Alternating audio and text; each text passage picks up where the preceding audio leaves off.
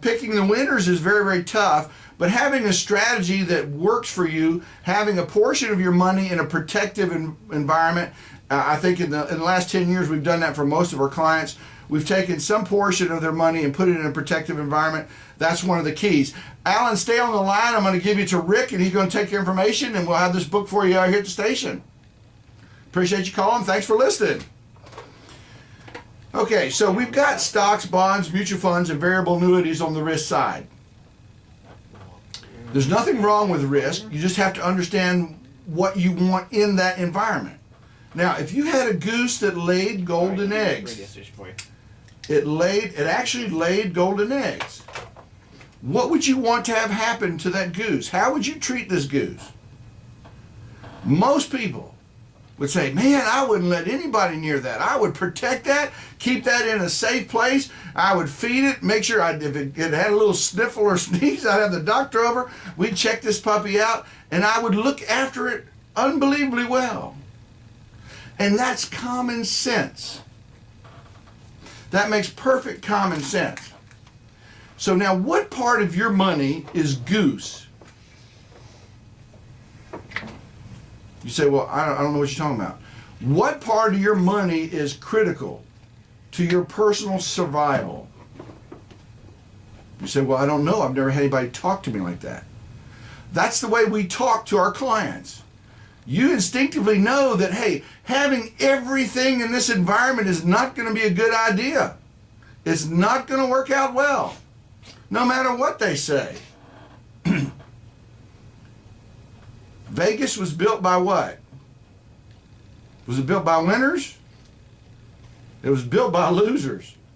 So having money, a portion of our money that is critical for our personal well-being, has to be in a safe position. Common sense says that.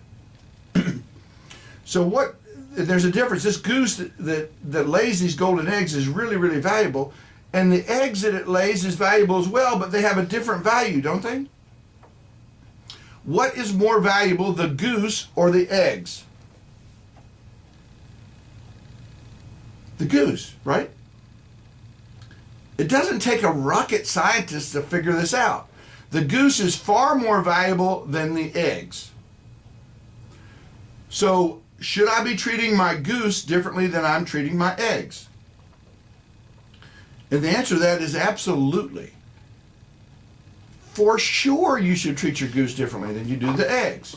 And this is our strategy, successful financial strategies. If you're not talking to somebody who's talking to you like this is just reinforcing everything that you believe to be true. I met with a guy last week.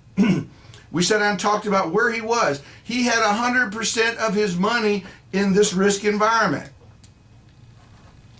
So that meant he had what in there? He had his goose and his eggs. No wonder you're nervous. No wonder this is very upsetting. What about if we'd have sat down about 10 years ago, we'd have sat down and started talking, and we'd have had this goose and the egg story, we'd have talked through that. And you said, well, Mike, how much of my money is goose? How much of my money is money that I must keep? I cannot afford to lose.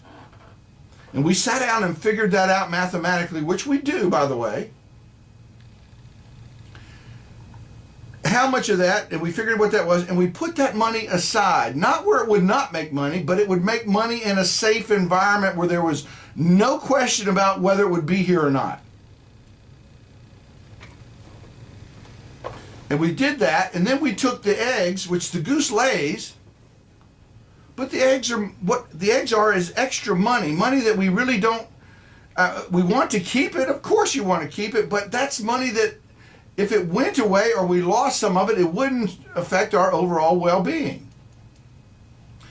And what about if we put that money somewhere different than we put our goose? Do you see how this makes so much common sense?